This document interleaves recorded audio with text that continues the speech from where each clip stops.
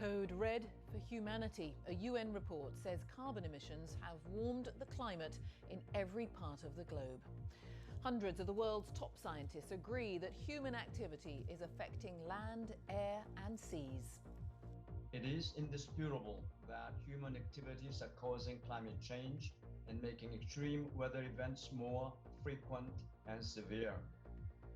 Well, the report has been signed off by every government in the world. We'll ask what happens now. Also this lunchtime.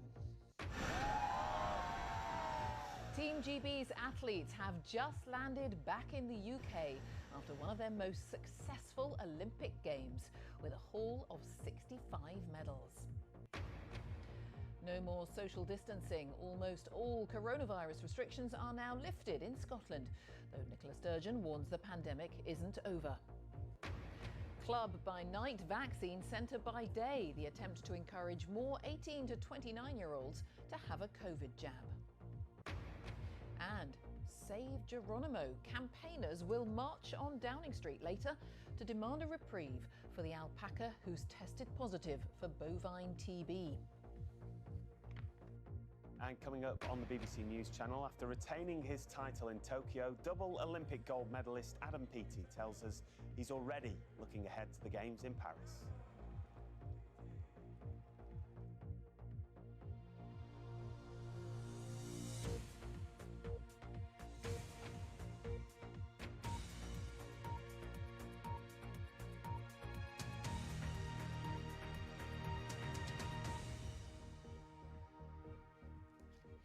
Hello, good afternoon. Welcome to the BBC News at 1. A code red for humanity. That is how the biggest ever report on climate change is being described by the UN Secretary-General. The study, produced by hundreds of the world's top scientists and signed off by all the world's governments, says it is unequivocal that human activities are responsible for global warming. The report describes an overheating world slipping into crisis with more weather extremes and rising temperatures in the coming years. The government's climate coordinator, Alok Sharma, says the report is a stark warning about the need to cut emissions. Here's our energy and environment analyst, Roger Harrabin. Wildfires are blazing through Turkey and Greece. They're rushing through California too. In previous years, the panel wouldn't have been confident to blame climate change for the heat waves behind the fires. Not now. It tells us that it is indisputable that human activities are causing climate change and making extreme weather events more frequent and severe. Second, it shows that climate change is affecting every region on our planet. The world listened, but didn't hear. The world listened, but it didn't act strongly enough. And as a result, climate change is a problem that is here now. Nobody's safe, and it's getting worse faster. That increased heat will change weather patterns, bringing more droughts, heat waves and more rainfall, researchers say. This continuing warming of the planet has very severe consequences. We're already seeing increases in the intensity and frequency of heat waves around the world. We're already seeing changes to extreme rainfall. London was shocked to find areas underwater a few weeks ago. Rainfall patterns are hard to predict, but experts say Northern Europe will become wetter overall. London's Hampstead ponds, they've already had to raise and reinforce the dams to protect hundreds of homes downstream from the sort of floods expected in extreme rains that are forecast to come. The cost has been huge. We're already paying the price of ignoring scientists' warnings on climate change. Ice in the Arctic is melting faster than many scientists predicted. It's leading to sea level rise, which in turn increases coastal flooding. The seas will keep rising for maybe thousands of years because the ocean deep has absorbed so much heat already. If we do have immediate, rapid and large-scale reductions in greenhouse gas emissions, we can still limit warming to 1.5 degrees above the sort of late 1800s. But if we don't enact the policies and pledges that we already have in place, and in fact, if we don't make those stronger, then we won't meet that target. Political attitudes are changing. The UK is getting electric cars, for instance. We need clean technology for home heating too. In the words of one leading scientist, we're not doomed, but if we want to avoid catastrophe, we have to drastically cut emissions now. Roger Harrabin, BBC News. Well, let's speak first of all to our science editor, David Shukman. This could not be a starker warning, David. That's right. It's really striking, the language that they've used. If you go back through the reports that this panel has produced over the last 30 years, you know, they began very cautiously, and then they gradually introduced the idea that human influence was having an effect on the climate, and then we get to what we've just seen this morning. I mean, a really robust, very stark set of statements about not only the fact that the planet has been warming faster than for thousands of years, but that most of the options looking to the future are pretty grim as well. And they lay out that if, as Roger suggested, if there is drastic action to cut emissions of the gases that are fueling all of this, you know, we could head off the worst of the trouble later this century, but we're on a course right now that takes us into pretty dangerous territory. And I think something that's very significant about this report, you know, it's produced by scientists, they go through the latest research, but then every single sentence in their report is scrutinized by governments from around the world. And, well, the document got through a process that involved scrutiny by major oil powers, Saudi Arabia, for example, Russia. And so for those governments to accept what's being said, I think does mark a shift in the way the climate science is being regarded. And if we cast forward to Glasgow, to the climate summit in November, it's going to be very hard to see how governments in the negotiating chamber will be able to wriggle out of commitments, given just how dramatic and stark this document is. David Shukman, thank you. Apologies for the crackle there on that line to David. Let's talk to our political correspondent, Nick Eardley, as well. And while we say, Nick, all governments have signed this off, as David suggests, the focus is here because of that big conference in November. Absolutely, Jane. The Prime Minister saying today that this report makes sobering reading and shows that action in the next decade is going to be pivotal. And there is a lot of pressure on the government here to help deliver that action. So when that conference starts in Glasgow, COP26 at the end of October, there will be a lot of pressure to come up with tangible targets to help reduce the global temperature. We've heard today from ministers involved in that process that 70% of the world economy is now covered by net zero targets. They want it to be higher. In particular, they're pointing to G20 countries and saying to them, you need to come up with firmer commitments to deal with some of these climate change issues. So there's international pressure, but there's also domestic pressure too. We know the net zero target in the UK is 2050. There are various targets en route to that, and to help deliver it, the government wants to ban new gas boilers in homes after 2035. It wants to get rid of new petrol and diesel cars after 2030. Now, Labour say the targets just don't go far enough, that the Prime Minister's ambition on this doesn't match the scale of the crisis. But Boris Johnson...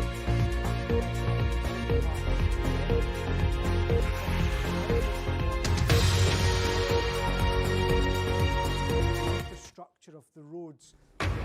At 6, massive amount to either taxation or to household bills. The government's today is that the cost of inaction would be greater. At 6, drug deaths. Specifics are going to really matter.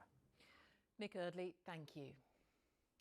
In the last half an hour, many of Team GB's Olympic medal-winning athletes have landed at Heathrow at the end of the Tokyo Olympics. The team equalled its tally from London 2012, winning 65 medals, including 22 golds. Our sports correspondent Eleanor Roper is at Heathrow. Eleanor. Yes, this has been an Olympics like no other. We've had empty stadiums, we've had the time difference with Japan, we've had worries about the spread of the coronavirus, but it has provided so much entertainment, so many special moments for us watching at home. Now, yesterday's closing ceremony rounded off all the action, as Ben Croucher now reports. The show had to go on, an Olympic Games like no other, finishing Good how evening. it started, a stunning spectacle, but no spectators. Led by its most successful woman, Laura Kenny, Team GB celebrated its second most successful overseas games with a celebration fitting of the Olympic Stadium. The end of 16 days we thought might never happen. You created the magic of these Olympic Games Tokyo 2020. In these difficult times, you give to the world the most precious of gifts, hope. It was a golden end for Team GB. And Jason Kenny stands alone in British Olympic history. Whether you've won your 7th gold or your first, the medal is just as precious. Just ask Wales's Lauren Price. I can't really put into words, it's a dream come true. I still can't believe it, I got to pinch myself. But it just goes to show years of hard work. If you dream and you work hard enough, you can achieve anything. Achieve Team GB did, exceeding expectations with 65 medals, 22 of them gold, 4th overall. When we look back on Tokyo, it'll go down as a Games to remember, packed with hits, highs and heroes. Great Britain have a gold medal in the diving pool. It had heartbreak for those whose dreams were dashed. Oh no, oh Katarina Johnson-Thompson, it all comes crashing down. There were sports we'd not seen at the Olympics before. Hands in the air, yes Sky! There were the faces some couldn't wait to see again. There were the stars who stood up for more than just their sport, who spoke out for the millions whose voices can't be heard. It's okay sometimes to even sit out the big competitions, to focus on yourself, because it shows how strong of a competitor and person that you really are. But we should be out here having fun, and sometimes that's not the case. The city cannot sleep yet, though. The Paralympics comes to town 2 weeks tomorrow. For the Olympic Games, sport's most iconic arena held against the most challenging of backdrops. We say, thank you Tokyo, thank you Japan. It's arigato Tokyo, a bientôt Paris. Ben Croucher, BBC News. Now, it's not just been an Olympics like no other, it's also a homecoming like no other. We can see now the pictures of some of the athletes coming off the plane, and we're joined now by the brother of Galal Yafai, Cal. Thanks so much for chatting to us. How are you doing? I'm feeling great, thank you. You got your t-shirt on? Yep. And there's an amazing turnout. How many of you are here to support today? Oh, there must be, what, 25, 30 probably? When your brother set off to Tokyo, could you have imagined that he would have won Olympic gold? I never had imagined it. You know, I knew he's capable of doing it, but you just never think of it. It's just, and then when it happens, it's just an unbelievable feeling. How difficult has it been for all of you to be watching at home and not to be ringside in Tokyo? Yeah, it's very difficult.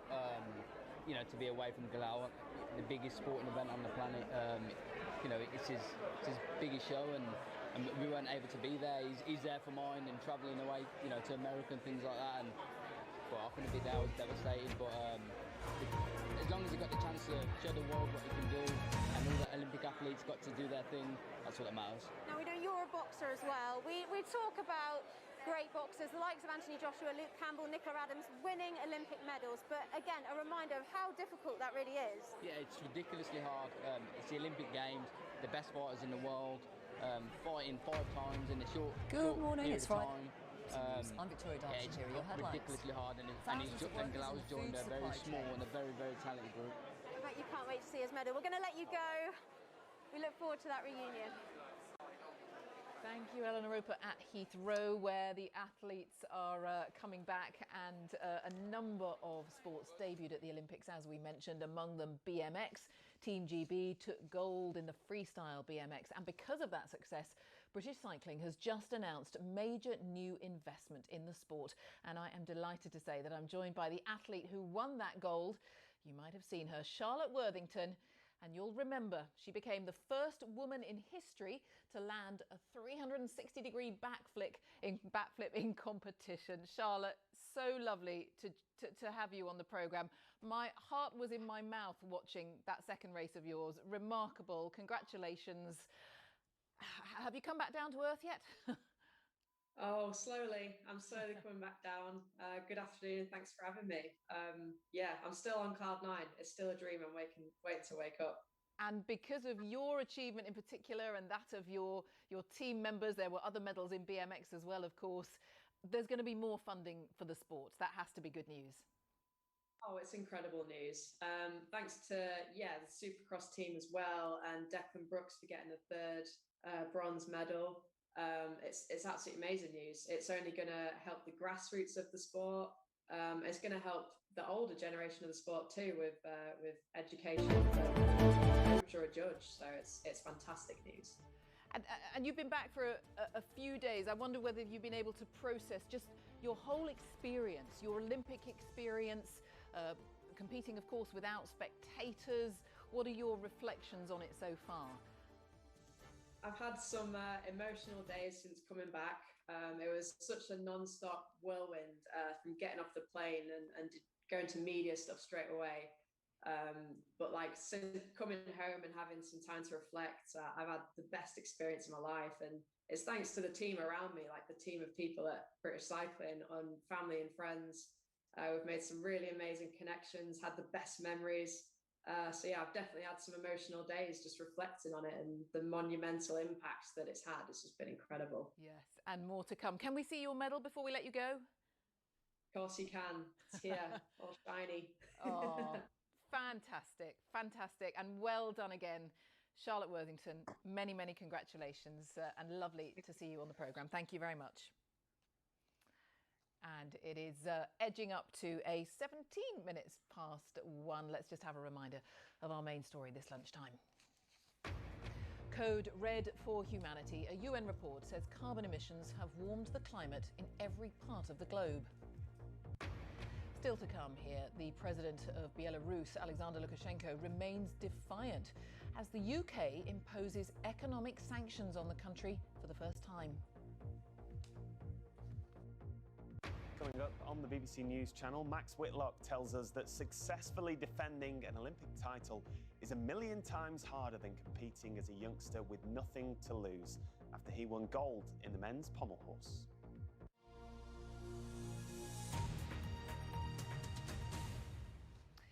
Well, we've been hearing about the dramatic warnings about climate change from UN scientists, and it comes as hundreds more people have been forced to leave their homes in parts of Greece, where wildfires are continuing to burn out of control. Scorching temperatures across much of southern Europe this summer has left woodland tinder dry and susceptible to fire.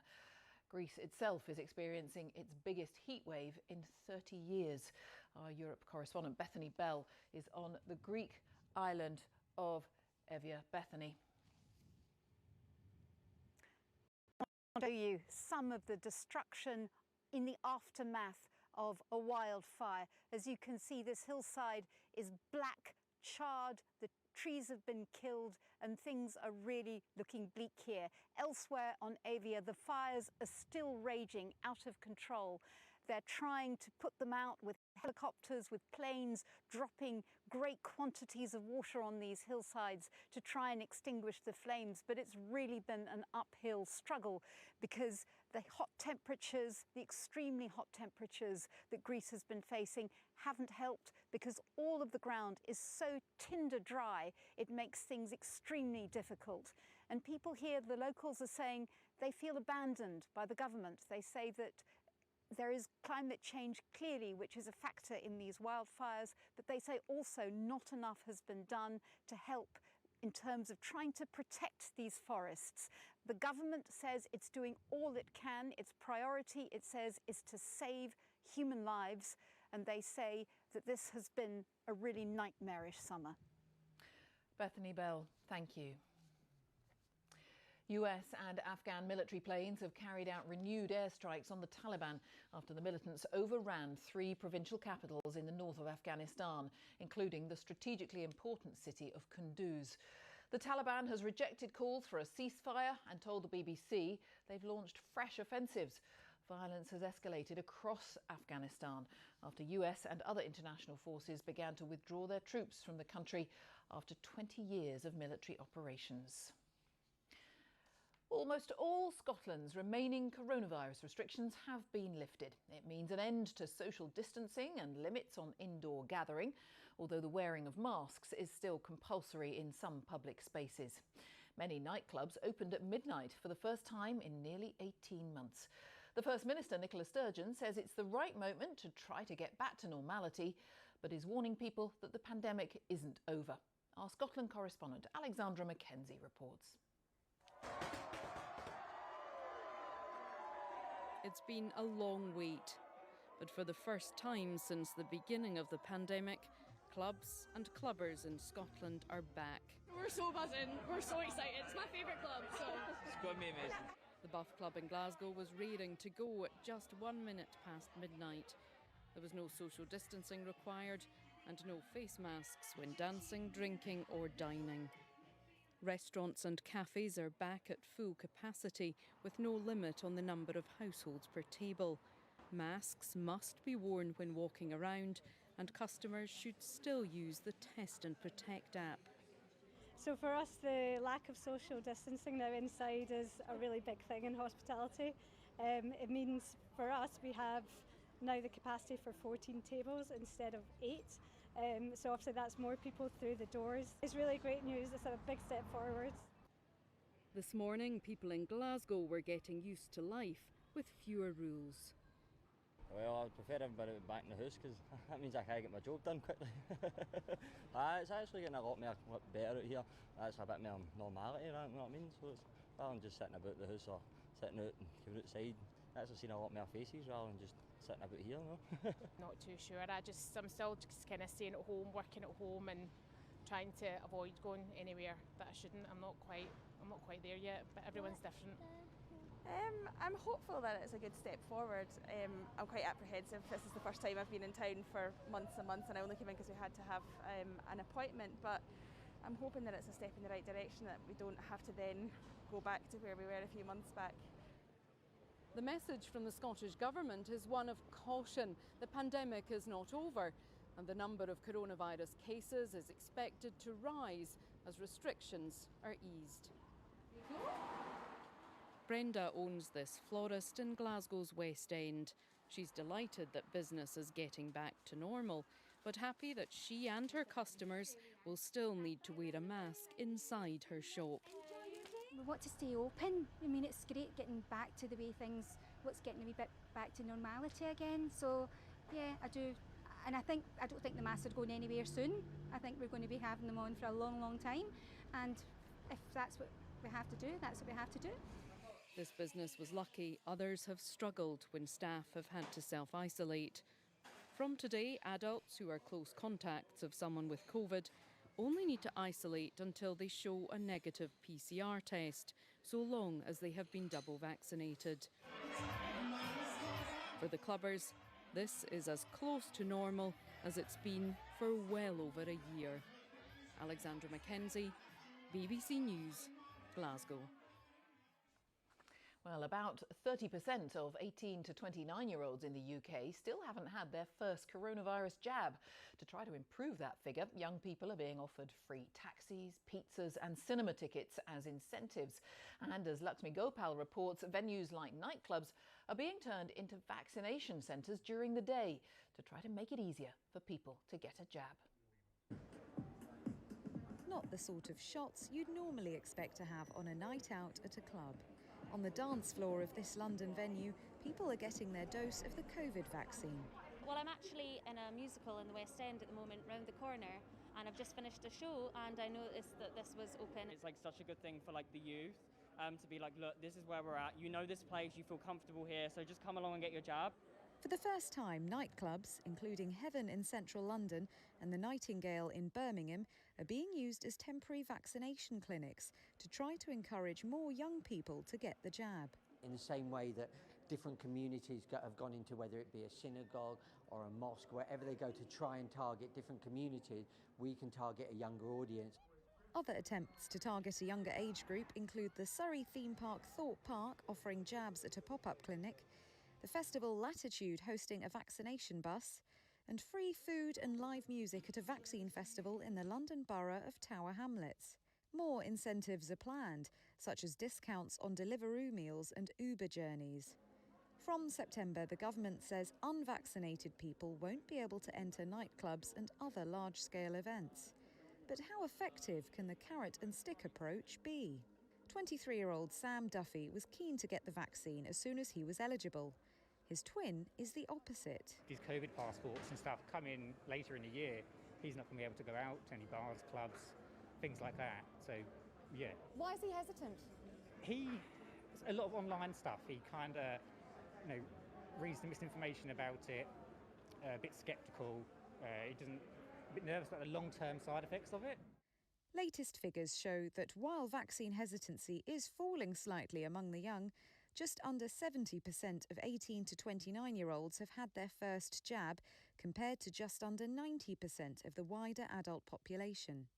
But the NHS lead at this pop-up clinic says young uptake is proportional to the relatively short time they've been eligible for the vaccine. I'm not sure if it's really about young people, really, because actually we still have a lot of people who are older and other sort of vulnerable sort of populations that are still not vaccinated yet. Work continues on finding ways to get more of the population jabbed. These young people, at least, are now part of that club. Lakshmi Gopal, BBC News. The Foreign Office has announced economic sanctions on Belarus for the first time, a year after the disputed re-election of President Alexander Lukashenko. The controversial leader continues to dismiss international criticism during a long address to the nation this morning. Let's find out more from our diplomatic correspondent, James Landale. So what's happening here, James? Well, Jane, the situation in Belarus is not getting any better. Continued political repression. And until now, the British government has imposed sanctions largely on individuals that it blames for human rights abuses. But today, what's different is they are now imposing sanctions across huge swathes of the economy in Belarus. So, for example, British firms won't be able to offer financial services to Belarus. That matters because last year, Belarus raised about 800 million quid on the London Stock Exchange. That won't be allowed in future. Also be impossible for British firms to buy things like petroleum products and potash, a thing that's used in fertilizer, hugely important to Belarus's economy. There's even going to be a new sanction on the luxury aircraft used by President Lukashenko and his cronies. Now, we expect similar measures from other allies. The question is whether this is going to make a difference. And in his news conference this morning, President Lukashenko said, look, he will respond to these sanctions. But he suggested they would have the opposite effect than was intended. James Landale, thanks very much. Campaigners fighting to save an alpaca from being put down will march on Downing Street later this afternoon to lobby for a reprieve. The government says Geronimo must be culled because he's twice tested positive for bovine TB, which is a risk to cattle. Andrew Plant reports. She's been fighting to keep her alpaca alive for 4 years. Now Geronimo's story has started making headlines after the courts ruled he could be put down any time in the next 4 weeks. How are you feeling about all the support you've had?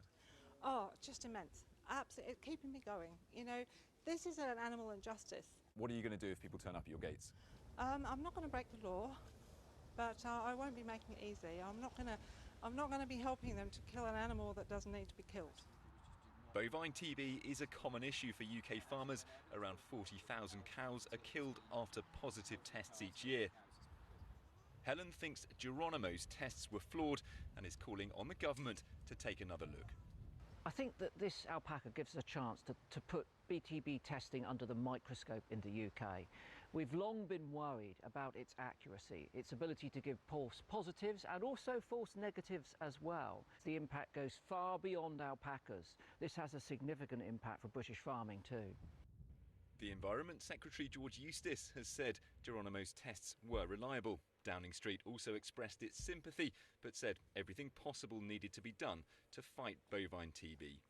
No test is absolutely perfect. No test is absolutely 100% sensitive or 100% specific. So DEFRA have to work on the big numbers, and they make policy based on the big numbers and decisions based on those big numbers. Whereas for the individual, of course, you're always hoping that your animal is one of the 1 or 2%, maybe a little bit more, where there's a false positive result. A petition to spare Geronimo has received around 100,000 signatures. A warrant from the courts means officials still have 4 weeks to put Geronimo down. Helen and a team of volunteers say they'll do everything they can to stop that from happening. Andrew Plant, BBC News. Let's take a look at the weather prospects now. They come from Darren Bett. Hi, Darren. Hello there, Jane. Just like over the weekend, we've got low pressure in charge of our weather today, which is why we're going to see more of these heavy and thundery downpours. But it's not as windy as it's been over the weekend, so when the sun is out, it may feel a little bit warmer. But we are seeing more of these showers breaking out at the moment. And through this morning, some of the wettest weather has actually been in the central belt of Scotland, now getting 1 or 2 thunderstorms with those downpours. It's been particularly wet around Lothian and the borders into Fife as well. More downpours to come here. And further south, we're starting to see these showers breaking out across southern parts of England. They'll be slow moving, heavy and thundery. Threat of some local flooding. Could get some heavy showers in the next couple of hours into East Anglia, and a few showers breaking out elsewhere, but there will be some sunshine around as well. But despite that sunshine and those lighter winds, temperatures aren't as high as they should be really at this time of the year. Now, those heavy, thundery downpours that do develop this afternoon will continue into this evening before gradually fading away overnight. Some clearer spells developing, a little bit of mistiness here and there, and temperatures should remain in double figures, typically 12 or 13 degrees in towns and cities. Now, heading into tomorrow, we've got the prospect of more dry weather around for more of the country and more sunshine too. Can't rule out 1 or 2 showers in Wales, perhaps eastern parts of England. Most of the showers will be in Scotland, but further north this time, so a drier day through the central belt and southern Scotland. It'll cloud over a bit more in the afternoon for Northern Ireland, but with light winds and more sunshine, temperatures will be higher, up to around 22 or 23 Celsius. We've got a little nose of higher pressure on Tuesday, hence the quieter weather. But if we look out in the Atlantic, this low pressure is pushing well ahead of it this weather front, and that will change things on Wednesday for northern and western parts of the UK. We've got cloud, a stronger breeze and more rain coming into Northern Ireland, western parts of Scotland. Ahead of it, a few showers breaking out in Wales and western parts of England. Head further east through the Midlands into eastern England. It's going to be dry. There'll be some sunshine around as well. And it's continuing to warm up a bit, 24, possibly even 25 degrees. Under the rain now in Glasgow and Belfast, 19 Celsius here. Now, that weather system that's bringing the rain on Wednesday pushes some rain into England and Wales on Thursday, but not much at all. And then the low pressure will bring some wet and windy weather to the northwest of the UK on Friday. But the low pressure is to the northwest of the UK instead of right over the UK as it was over the weekend. So this week doesn't look like it's going to be quite as wet, and we should see those temperatures rising a bit higher as well. That's it. Back to you, Jane. Darren, thank you very much, Darren Bett. And just a reminder of our top story this lunchtime. It's code red for humanity. A United Nations report says carbon emissions have warmed the climate in every part of the globe. And that is all from the news at 1 for today. On BBC One, we will join our news teams now.